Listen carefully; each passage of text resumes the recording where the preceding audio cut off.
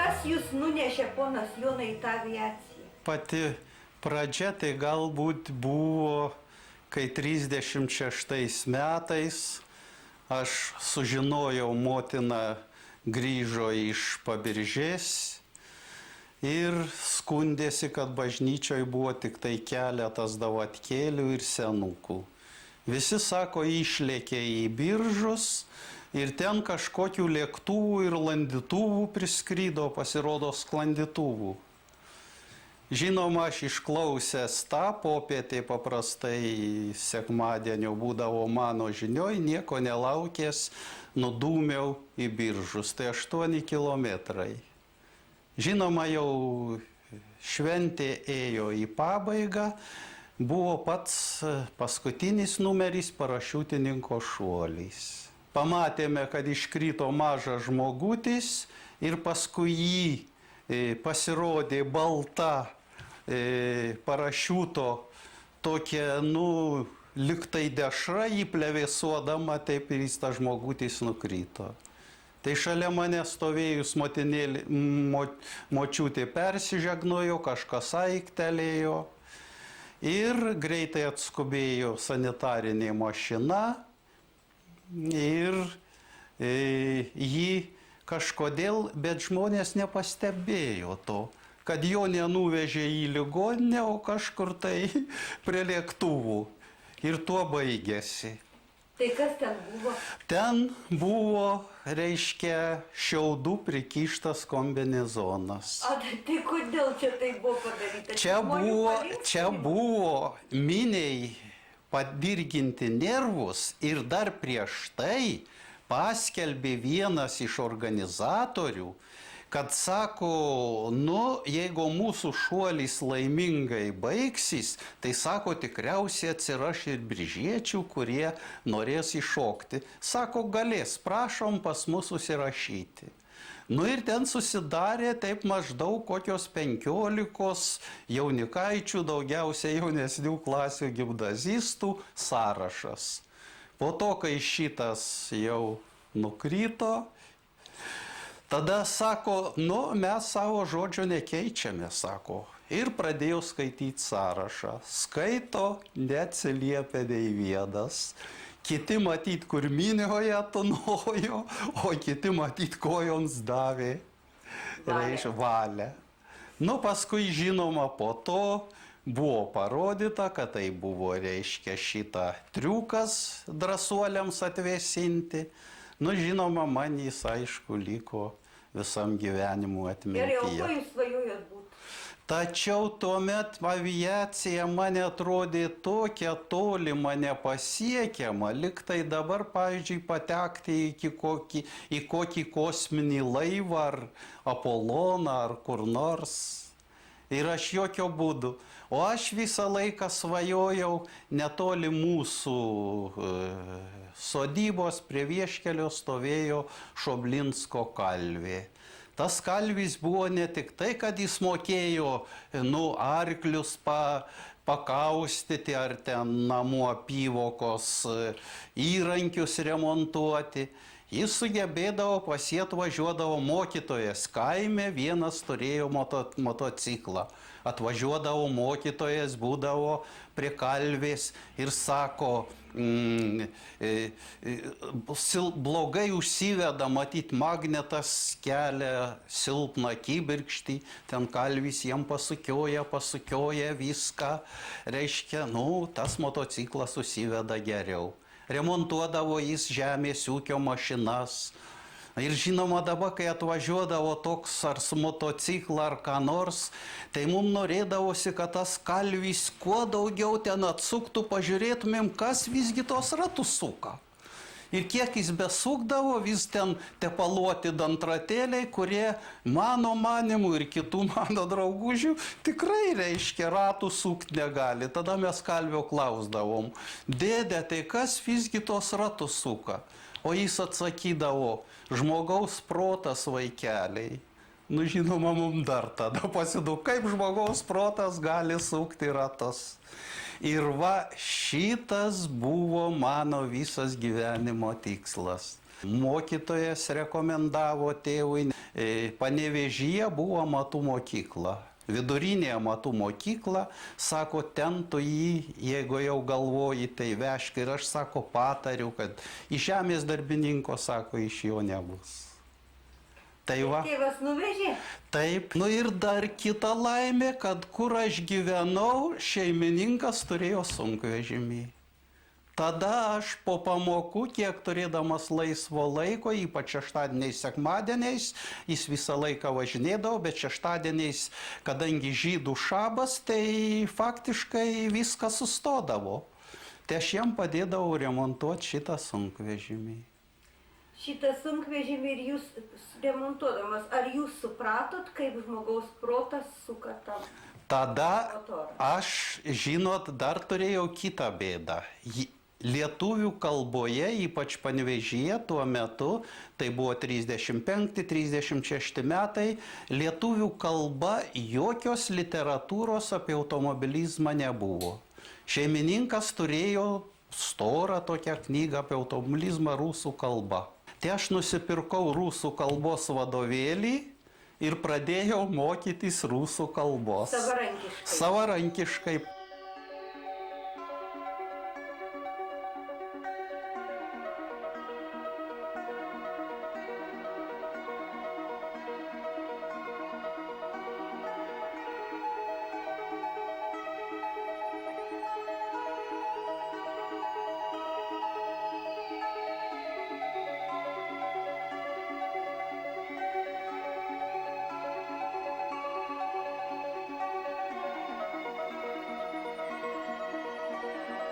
Skraidyti teko nemažai.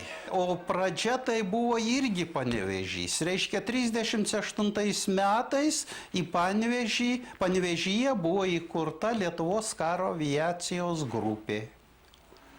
Tada jau aš turėjau dviratuką, jau man sunkvežimis paliko mažiau įdomus, su dviratuku pradėjau važiuoti pajuostis aerodromą ten pas Lakūnus. Vėliau jie ten mechanikai į mane labai kreivai žiūrėjo, paskiau pamatė, kad čia dažnas svečias, aš tapau jau tokiu savu, jau į mane ir paskraidino vieną kartą ir taip toliau.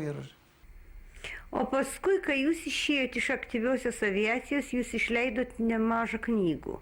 Koks paskutinis jūsų darbas? Paskutinis darbas su kolega kolekcionieriumi Jonu Čepu, tai yra albumas skirtas Dariaus šimtmečiui. Čia su kolega Čiapu, su kuriuo kartu ruošiami albumą. Ir aš noriu pabrėžti, kad nei jis vienas, nei aš vienas tokio darbo būtumėm neįvykdę. Čia prasideda Dariaus ir Girėno jaunystė, Dariaus veikla Lietuvoje ir baigėsi paminklo atidarymu Kaune. Iš Jono Balčiūno knygos. Seniai, labai seniai, bemedžiodamas pasiklydo girioje kunigaikštis, nusikamavęs užsnūdo ant kalvos. Ir prisisapnavo jam angelas, kuris pasakė: pastatyk ant upės kranto bažnyčią ir apgyvendink čia 5 šeimas, tai gyvas liksi ir laimingas būsi. Atsibudęs kunigaikštis prisiekė išpildyti tai, kas liepta, ir netrukus išgirdo savo palydovų skalikus. Kunigaikštis pažadą įvykdė ir pastatęs bažnyčią pavadino šią vietą Podbiržę. Šioje vietoje stovėjo pirmoji Pabiržės bažnyčia. Ji buvo medinė, stovėjo ant kalnelio, kur suteka 2 upės - Tatula ir Juodoji. Ji buvo pastatyta 1515 metais. Ją pastatė Vilniaus vyskupas Radvilas.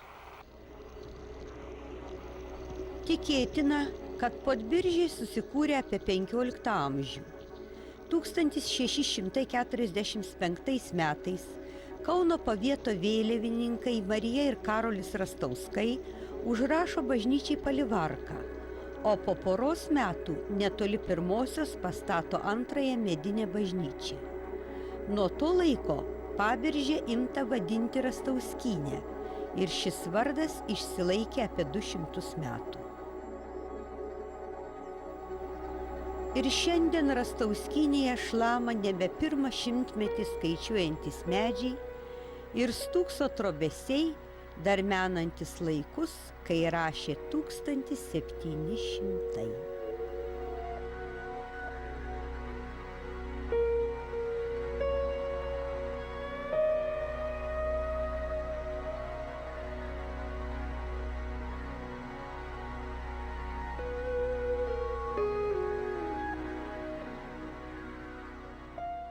Mes esam lygumų žmonės ir šitą kalnelį žmonės vadina Pabiržės kalneliu, kiti net vadina Pabiržės piliakalniu.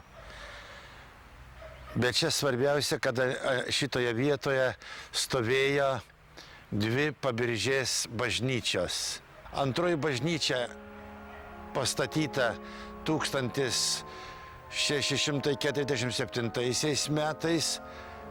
Ją pastatė Rastauskai ir reikia manyti, kad jie po šitos bažnyčios bažnyčia yra ir palaidoti.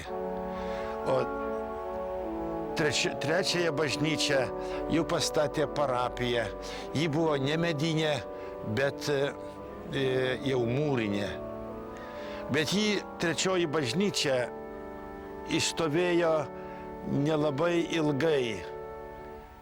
Suskilo, galbūt suskilo dėl mūsų šiaurės krašto podirvio. Paskutiniai likučiai trečiosios bažnyčios buvo jau likviduoti 1924 metais. Šitoje vietoje buvo ne tik šventorius, anksčiau buvo, bet ir kapinės. Ir žmonės dar atsimena kai kurios kapus. Mes padarėm vieną bendrą kapą ir pastatėm paminklėlį visiems, kurie čia palaidoti. Pastatyta trečioji bažnyčia 1772 metais.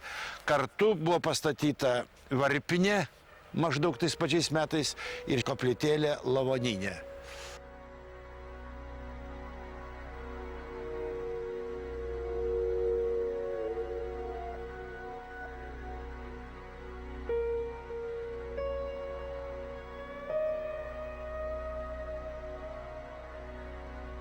Tarybiniais metais šitą brandį mums vietą tikintiesiems kur daugelį šimtų metų žmonės meldėsi, verkė, baudžiauninkai ir šiaip išgyvenę žmonės visokius negandus, buvo įrengta šokių aikštelė.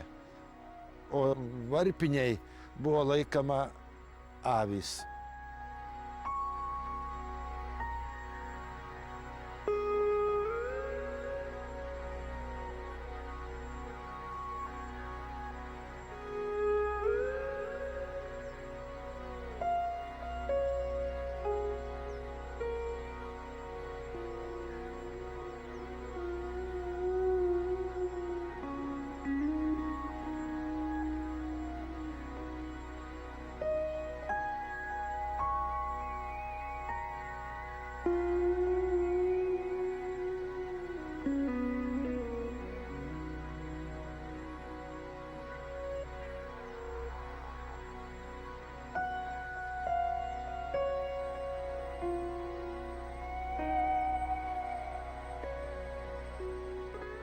Šitoje Pabiržės klebonija maždaug pastatyta 18 amžiaus pradžioj.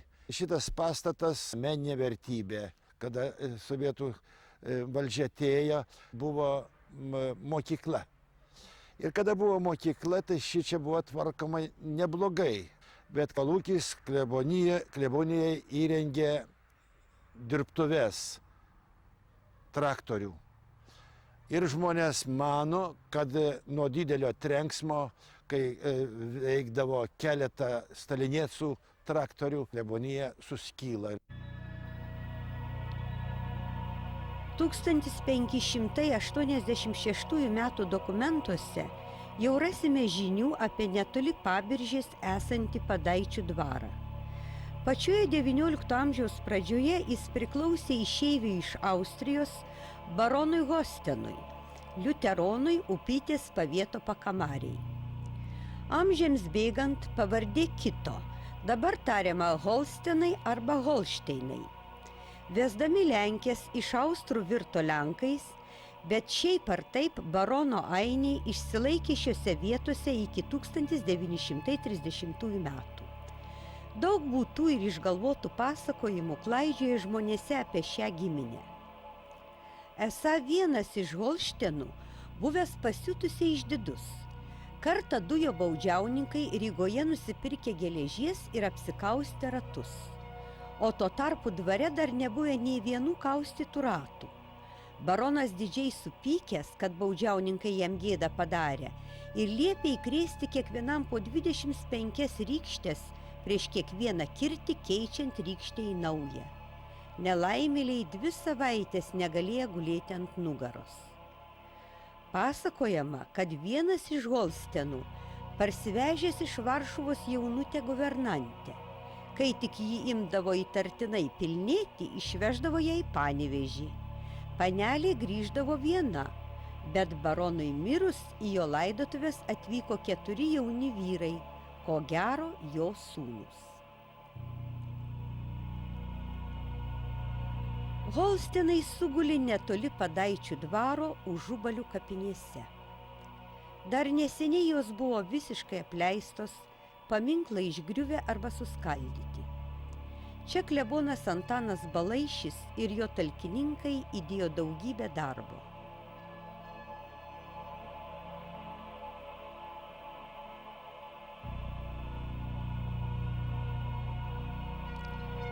Kapinėse ilsisi ir paskutinysis iš Holstenų Henrikas, kaip liudija Agota Drebulienė, sunkiai ir ilgai sirgęs.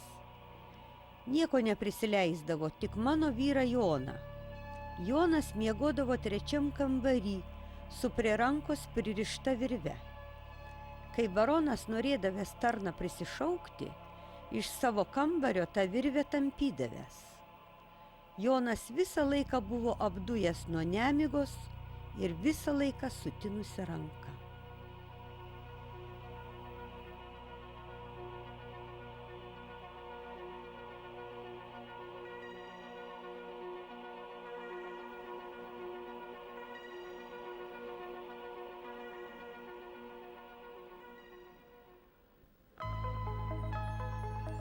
Baronams Holstenams priklausė ir Likėnų dvaras.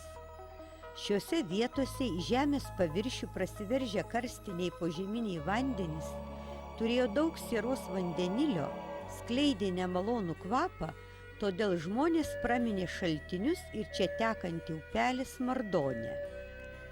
Dar 16 amžiuje šaltinių mineralinį vandenį buvo pradėta naudoti gydymui.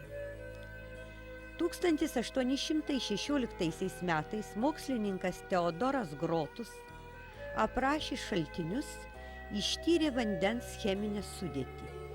Jis pažymėjo, kad arčiau gyvenančių ūkininkų pirtyse žmonės gydosi šiuo vandeniu ir jis gerai padedąs sergantiems artritu. 1890 metais šaltiniai susidomėjo Biržų gydytojas Chodakauskas. Jo paveiktas Smardonę išsinuomoja kažkoks lambrakas. Jis čia pastato kelių kambarių viešbutį ir medinį vonių trobesį, kuriame vanduo buvo šildomas įkaitintais akmenimis. Tačiau po metų pastatai sudegė. Pasakojama, kad juos padegęs pats lambrakas, nes gavęs per mažai pelno. Jis liepęs net šaltinius užversti akmenimis. Vėliau ilgą laiką žmonės gydėsi kaip išmanė. Šaltinių vandenį bei durpes gabendavosi vežimais net į Žemaitiją. Pabiržės mokytojas tremtinys Eduardas Timukas liudija, kad apie 1935 metus klebonas Ignas Andrašiūnas jam užsakė straipsnį apie Smardonės šaltinius. Ir vėliau su šiuo straipsniu kunigas važiavęs į ministeriją prašyti pinigų kurortui. Pinigai buvo paskirti. 1938 metais iškilo pirmasis sanatorijos korpusas ir kurortas buvo pavadintas Likėnais. 1962 metais pastatytas antrasis korpusas, o apie 70-uosius valdžios nurodymų Likėnų vardas prarijo Pabiržės pavadinimą ir abi vietovės buvo vadinamos Likėnais. Dar 1938 metais, statant sanatoriją, buvo susirūpinta ir jos aplinka.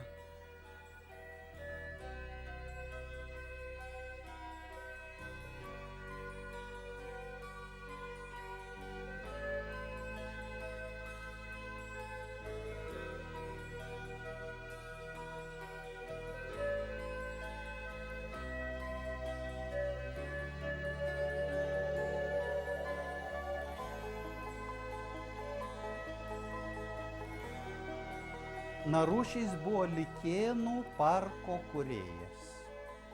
Jis atvyko į Likėnus 37 metų rudenį, per žiemą sudarė planus, o pavasarį jau pradėjo sodinti želdinius. Kadangi buvo labai darbštus, pats daug dirbo, žinoma, ir darbininkams irgi neleido per daug jau rūkyti ir taip. Tai žinoma, dėl šito aktyviai dalyvavo visuomeninėje veikloje, ypatingai šaulių veikloje.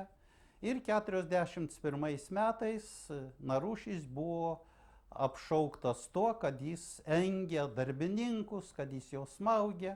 Buvo spausdinta Pabiržės laikraštėlyje net straipsnis ir tuo būdu Narušis buvo įtrauktas į pirmąjį ešeloną išvežimui. Tačiau jį perspėjo, jis slapstėsi, tačiau jį sekė. Ir štai birželio 21 dieną karo išvakarėse jį pastebėjo einant parku vietos milicininkai, vietiniai žmonės, jį vijosi ir peršovė. Ir toje vietoje, kur jis peršautas mirtinai krito, dabar stovi koplytstulpis jo atminimui. Buvo ką tik vedęs, dukrai buvo berods porai metų.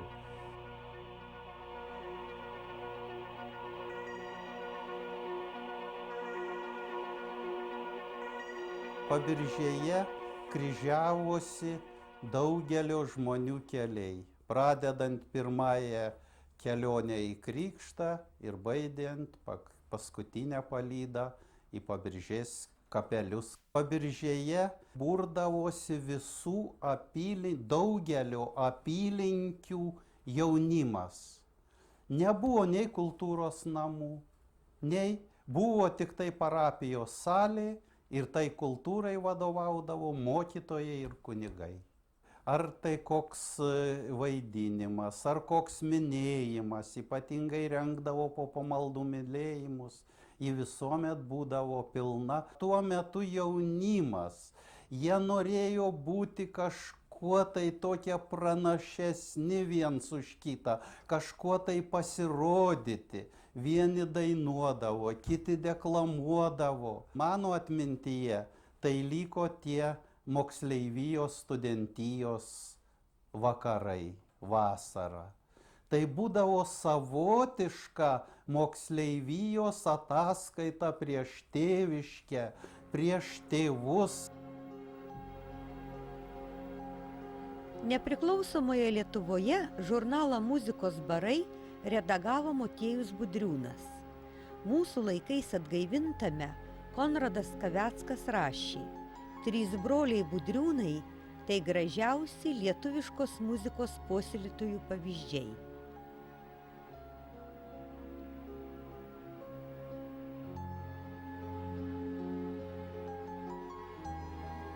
Apie Budriūnus pasakoja jų giminaitė Bronė Dilienė. Budriūnų šeima prie savo seno namo. Tėvas buvo siuvėjas, apsišvietęs žmogus labai ir daug skaitydavo knygų. tą patį stengiasi įdiegti ir vaikams. O keldavosi labai anksti visi rytą ir sveikindavo saulę, sveiką aušrą giedodavo.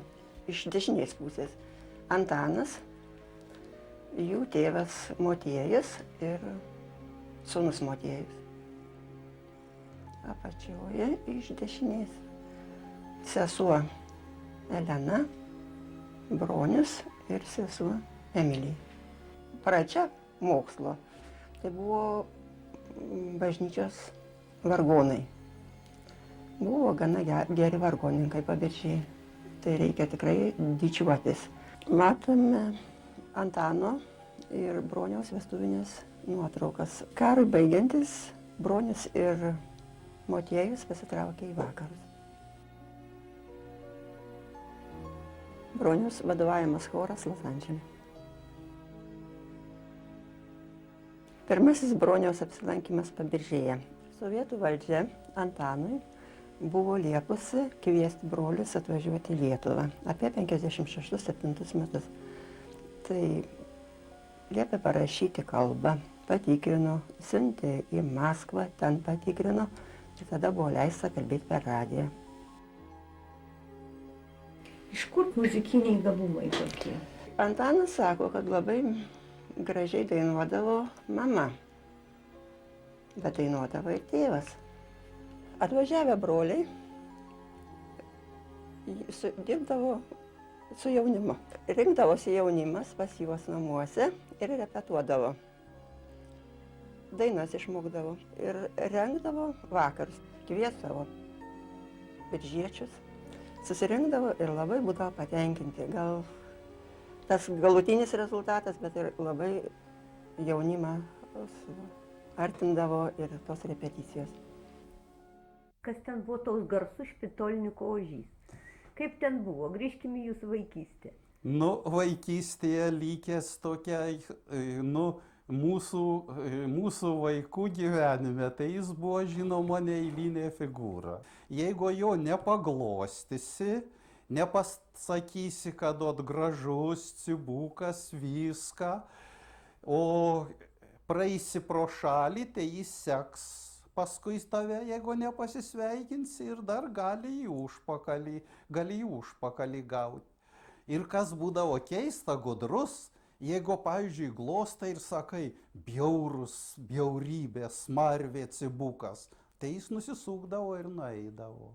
Vieną sekmadienį Mūsų ten susirinkdavo didžiulis vaikų būrys, reiškia, rado Možį ten gulinti, buvo karšta, pavėsyje prie klebonijos.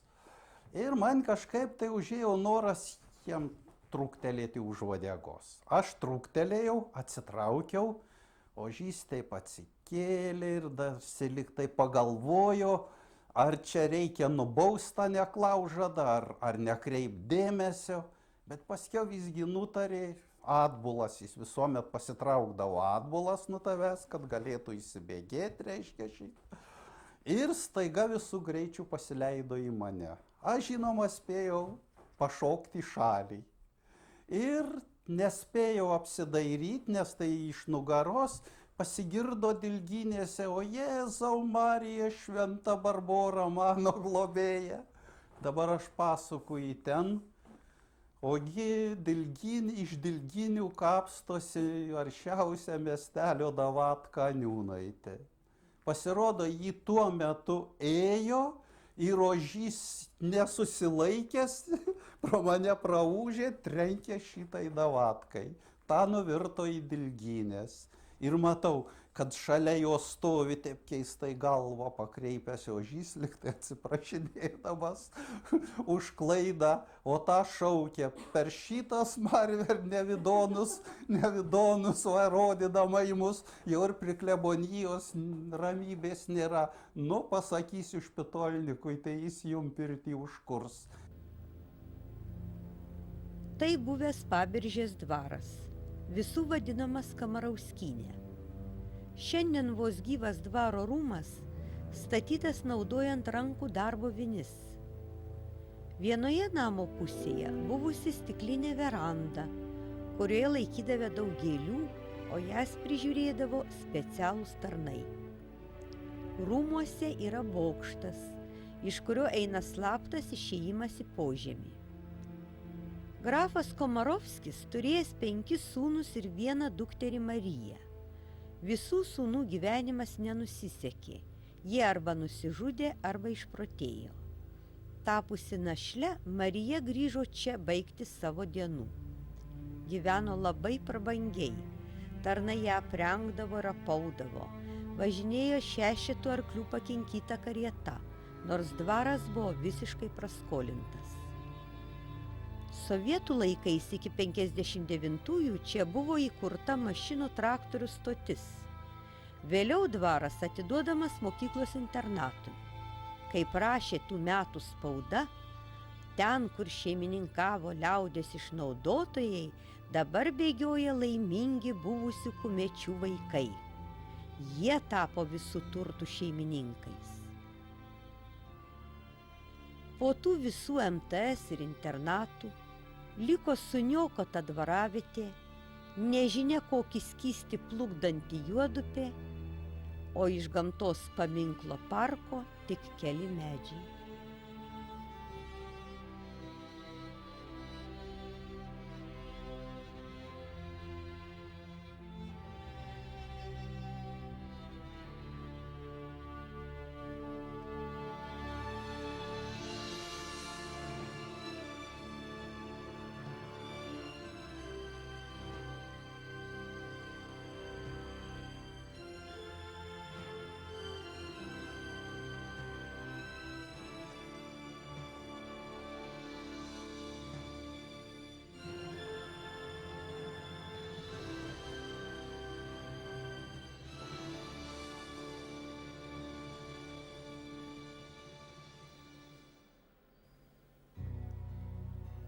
Eidami iš Kamarauskinės į miestelį, pasieksime senąsias arba grafų kapines.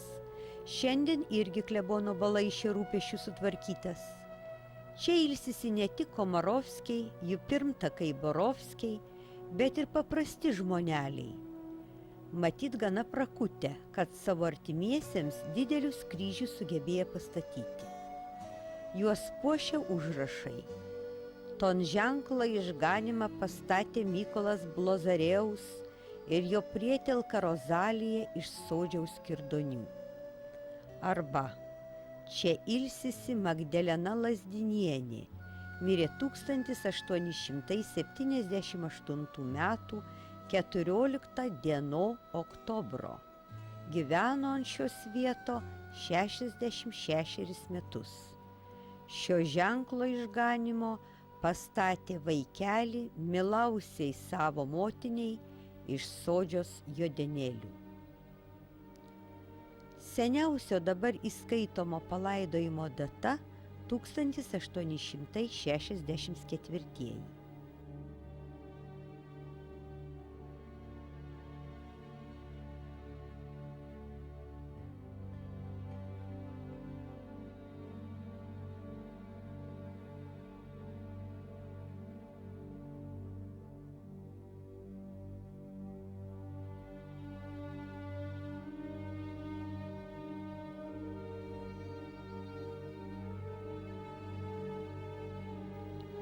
Atgulė čia paskutinioji iš Kamarauskų Marija ir jos dvarą perėmė Ordinėcai, Kiaunių dvaro savininkai. Kumečiai, vadinę Ordinėcą tiesiog Ardinčium, paliko tokį pasakojimą. Ardinčius buvo senas, o vedė jauną žmoną ir su savo akmistrine nebegyveno. Akmistrinė labai supykusi ir vieną vakarą jaunai poniai padavusi arbatos su nuodais. Pavydžiosios akmistrinės auka tai 30-metė Vanda Ordincova, mirusi 1927 metais.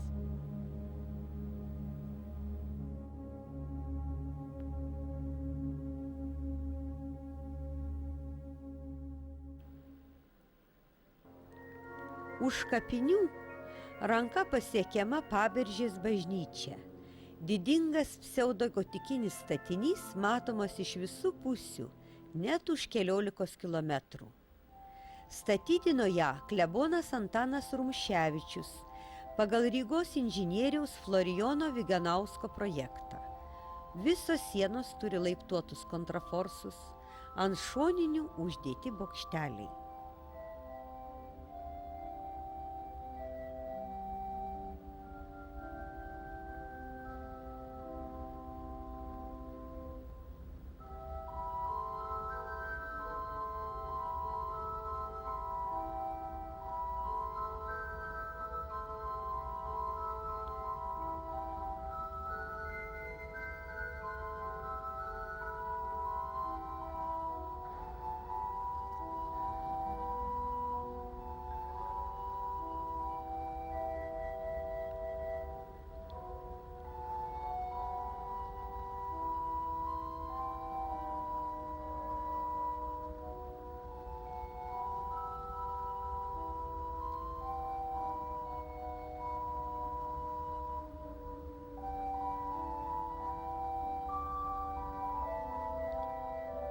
Vidaus pilioriai suskaldyti kaneliūrais ir padabinti skersinėmis ir įstrižinėmis juostomis, ko nebūna gotikos architektūroje.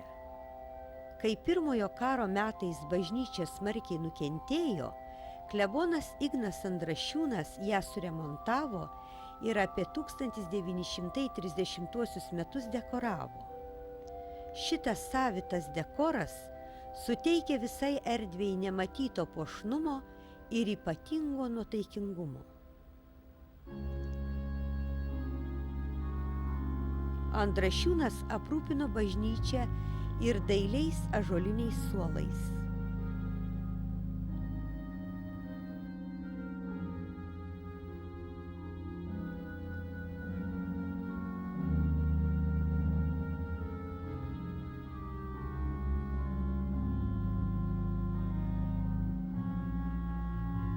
Paberžė garsėjo vargonininkais ir bažnytiniais chorais. Čia pradėjo muziko ir dirigento, o vėliau ir muzikos teoretiko bei kritiko, liaudies dainų rinkėjo kelią Teodoras Brazys. Vėliau chorus vedė Motiejus ir Antanas Budriūnai, Petras Martinonis, Kostas Smolskus.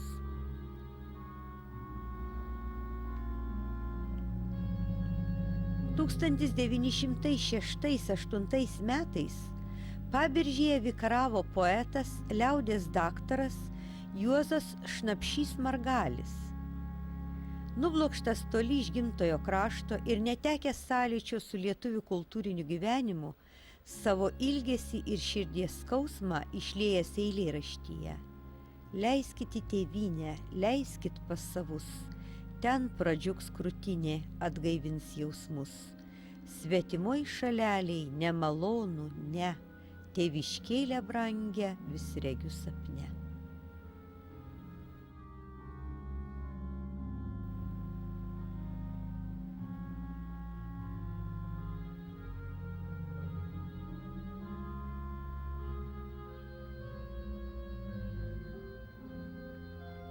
Centrinėme altoriuje švenčiausios trejybės paveikslas, kurios titulą ir turi Pabiržės bažnyčia.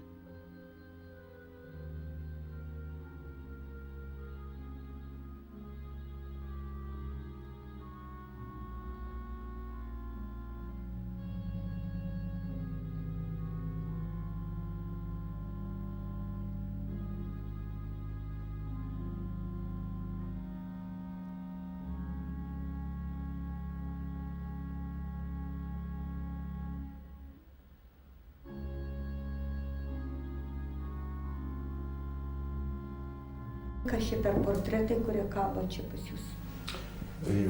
Šitas tas portretas yra šitos bažnyčios statytoja. Pastatyta į bažnyčią, į mūsų, kaip daugelis Lietuvos bažnyčių, kada Lietuvoje buvo grąžinta spaudos laisvė ir tokių daugiau jau tokių teisių, laisvių daugiau caras davė. Ir tai baigta šitą bažnyčią statyti 1909 metais. O jau šitas paveikslas tai yra jau trečiosios bažnyčios statytojo Gasparo Šatkevičiaus. O šitas portretas yra šitos bažnyčios dekoratorius. Jis dekoravo bažnyčią nepriklausomos Lietuvos laikais ir galbūt vienintelė bažnyčia Lietuvoje, kuri išsilaikė dekoravimas iki šių dienų. Jisai mėgo prižiūrėti tos darbininkus, dekoratorius, užlipdavo patikrinti darbą jų. Ir vieną kartą per neatsargumą paslydo ir susižeidė smarkiai. Ir nuo šito susižeidimo jis atrodo ir mirė.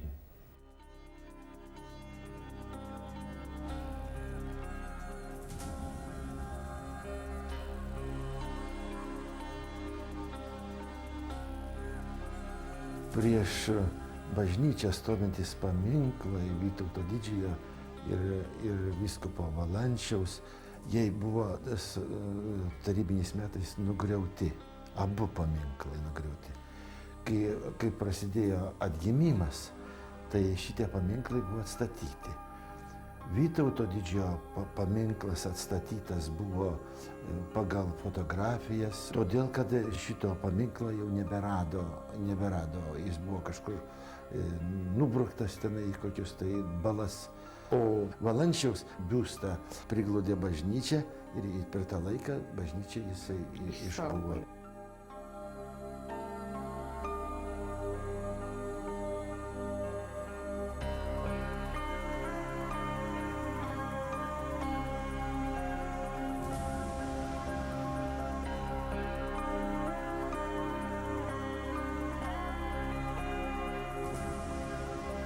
Tuos paminklus atstatyti ir šitą visą aikštę sutvarkyti finansavo viena mūsų parapietė gyvenanti Kanadoje. Jos pavardė Palilionis, Palilionienė, jeigu taip mūsiškai kalbant. Ji buvo atvažiavusi, aš padėkojau, pasišnekėjom. Man buvo įdomu, kokį darbą dirba, kad ji galėjo šitiek sutaupyti lėšų. Sakau, ką jūs dirbate? Sako, esu seselė, medicinos seselė. Ir padėjo jums visą. Ir sako, mes su vyru kukliai gyvenam, stengiamės nemėtyti ir norisi kažką tai savo tėvynį, savo parapijos žmonėm padėti.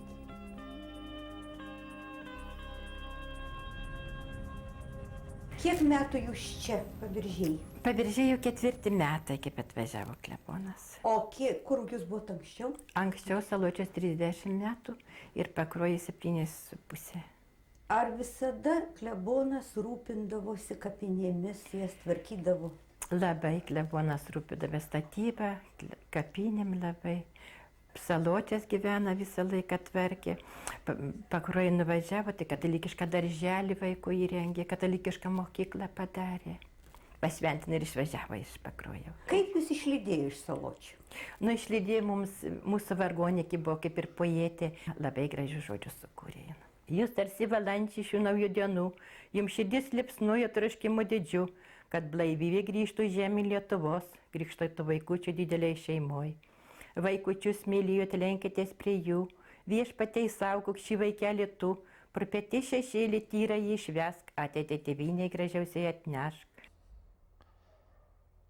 Kažkaip noris, kad mūsų praeitis per paminklus kalbėtų mūsų dabarties žmogui.